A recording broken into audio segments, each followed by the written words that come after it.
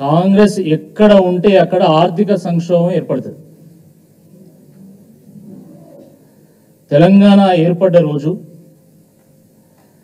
తెలంగాణ పునర్విభజన చట్టం ప్రకారం తెలంగాణలోని 10 జిల్లాల్లో 9 జిల్లాలు వెనుకబడినటువంటి జిల్లాలు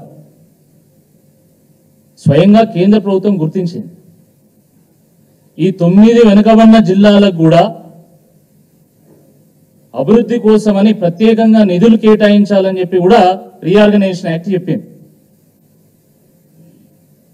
అటువంటి తెలంగాణ రాష్ట్రం 10 ఏళ్లలో దేశంలోనే నెంబర్ 1 పర్ క్యాపిటా దిశగా ప్రయాణం సాగించి అభివృద్ధి పదంలో ఎంతో ముందుకు దూసుకెళ్లడం జరిగింది. కానీ దురదృష్టకరమైనటువంటి విషయం ఏంటంటే అదే తెలంగాణ ఈరోజు మార్పు మార్పు అని చెప్పి ప్రజలు ఆశపడి కాంగ్రెస్ పార్టీకి అప్పచెప్తే కాంగ్రెస్ వాళ్ళు పీకి పందిరేసింది,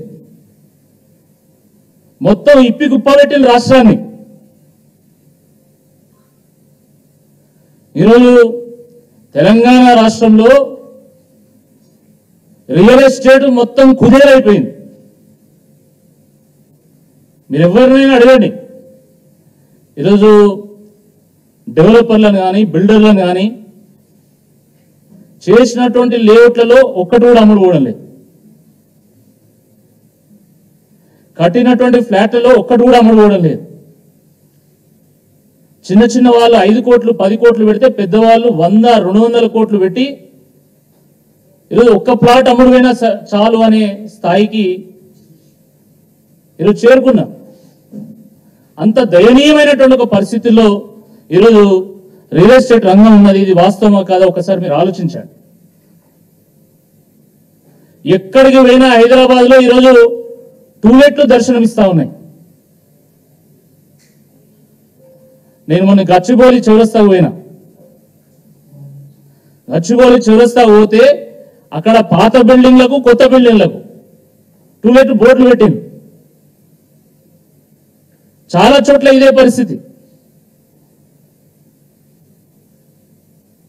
కాజాగూడలో సాయి ఐశ్వర్య రెసిడెన్సీ ఉంది.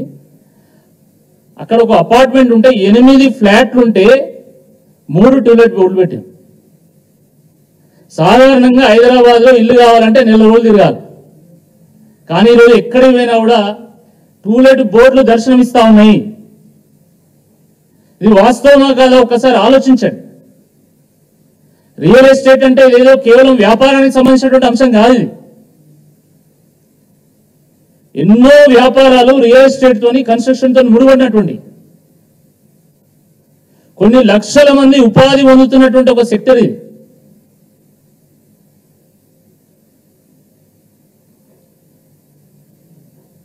కేవలం రియల్ ఎస్టేట్ కన్స్ట్రక్షనే కాదు, ఈరోజు టెక్స్టైల్ ఇండస్ట్రీ మొత్తం కుంటుపడింది. క్లాత్ షోరూమ్లు పెట్టుకున్నటువంటి వాళ్ళని అడగండి, మాల్స్ వాళ్ళని అడగండి, మొత్తం సేల్స్ పడిపోయినాయి, తలలు పట్టుకుంటున్నారు. హాస్పిటాలిటీ ఇండస్ట్రీ అదే పరిస్థితి.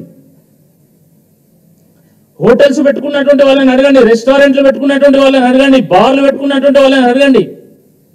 గతంలో రోజుకు 50,000 కౌంటర్ అయితే ఈరోజు 30,000 కౌంటర్ అయ్యేటువంటి పరిస్థితి కూడా లేదు. టూరిజం ఇండస్ట్రీ కుదేలైతా ఉన్నది. మార్కెట్లో మనీ సర్క్యులేషన్ లేదు, రొటేషన్ లేదు, ఎక్కడ ఇన్వెస్ట్మెంట్స్ అక్కడ ఆగిపోయినాయి. ఇది వాస్తవం ఒక్కసారి మీరు ఆలోచించండి. దాని ఫలితంగా ప్రభుత్వము ఈరోజు గ్రామ పంచాయతీ సిబ్బందికి 9 నెలల నుండి ఇప్పటివరకు జీతం ఇవ్వాలి. 9 నెలలైంది. పారిశుద్ధ్యం పడకేసింది కంప్లీట్ గా. గ్రామాలు మురికి కూపాలుగా తయారవుతా ఉన్నాయి. కేవలం వాళ్ళకి జీతాలు చెల్లించకపోవడం కాదు, గ్రామ పంచాయతీ నిర్వహిస్తున్నటువంటి ట్రాక్టర్లకు కనీసం డీజిల్ డబ్బులు ఇచ్చేటువంటి పరిస్థితి కూడా లేదు. డీజిల్కి డబ్బులు లేవు. ఎక్కడన్నా చిన్నగా పైపు లీకేజ్ అయితే దాన్ని సరి చేయడానికి కూడా డబ్బులు లేవు. బ్లీచింగ్ పౌడర్కు డబ్బులు లేవు. విద్యుత్ దీపాలు కొత్తవి పెడదామంటే పెట్టలేనటువంటి పరిస్థితి గ్రామాలలో. 2500 కోట్ల రూపాయలు ఈరోజు గ్రామ పంచాయతీలకు ప్రభుత్వం ఇవ్వాలి, కానీ ఇప్పటివరకు రూపాయి ఇవ్వలేదు. 1500 కోట్ల రూపాయలు ఉపాధి హామీ నుండి బకాయి పడ్డది ప్రభుత్వం, ఇప్పటికి రూపాయి ఇవ్వలేదు. ఎస్సీ ఎస్టీ హాస్టల్స్ లో ఈరోజు అవుట్ సోర్సింగ్ ఉద్యోగస్తులకు ఇప్పటివరకు జీతాలు చెల్లించడం లేదు. గవర్నమెంట్ జూనియర్ కళాశాలల్లో డిగ్రీ కళాశాలల్లో అవుట్ సోర్సింగ్ ఎంప్లాయీస్ కి ఇప్పటివరకు రూపాయి చెల్లించలే. ఎస్సీ ఎస్టీ హాస్టల్స్ లో out sourcing employees, social welfare పాఠశాలల్లో ఉన్నటువంటి అధ్యాపకులకు కూడా ఈ నెల జీతం నెక్స్ట్ నెల ఇస్తున్నారు. 5 డిఏలు పెండింగ్ ఉన్నాయి. పిఆర్సి జాడలేదు, ఇప్పటి వరకు ఊసు లేదు.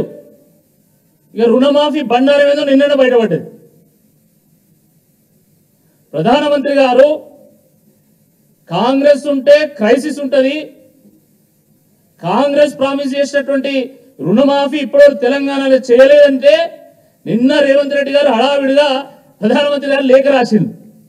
మొన్నదానికి ఏమన్నాడు, మొత్తం రుణమాఫీ చేసిన తెలంగాణలో అని మీసాలు తిప్పాడు. ఇప్పుడు ఏమైంది? నీ బండారం బయటపడ్డదా లేదా? గత కొద్ది నెలలుగా హరీష్ రావు గారు, కేటీఆర్ గారు మీరు అబద్ధాలు ఆడుతున్నారు, రైతులకు రుణమాఫీ సరిగ్గా జరగలేదు, కేవలం ప్రతి గ్రామంలో 30% 40% మందికి అయింది, మిగతా వాళ్ళకి కాలేదంటే లేదు, ఖచ్చితంగా ప్రతి ఒక్కరికి చేసినా అని చెప్పినావు. మరి ఇప్పుడు ఏంది సంగతి? 18,000 కోట్ల రూపాయలు మాత్రమే రుణమాఫీ చేసినామని చెప్పి నిన్న నువ్వే ఒప్పుకున్నావు కదా. మరి క్షమాపణలు చెప్తావా? ముక్కు నేలకు రాస్తావా? ముఖ్యమంత్రి చెప్పేటువంటి అబద్ధాలు చెప్పలేక మైకులు ఊరేసుకునే పరిస్థితి వచ్చినాయి. ఇది వాస్తవము.